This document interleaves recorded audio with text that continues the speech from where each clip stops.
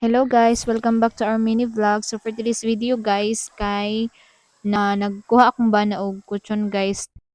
So dere ra mi nagkuha guys no sa Starly Marketing and Corporation. So located ni siya diri sa Nabunturan, Davao de Oro. So among gikuha nga kutsyon guys is Hercules Todis bed and the foam ni siya guys. And na sila pa free dilata guys. So mo ni ilahang free and gipa-deliver na namo sa mong balay ang kutsyon na among gikuha guys.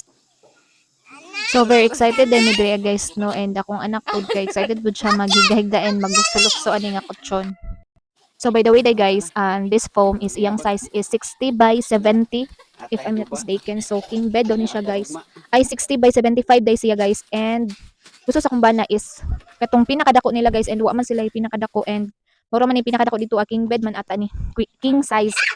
So mo to guys, kanina lang among gikuha, and ana sa akong bana kay ano daw mag 4 naman mi kabuok soon sa among family, so need na mo og dako nga bed guys.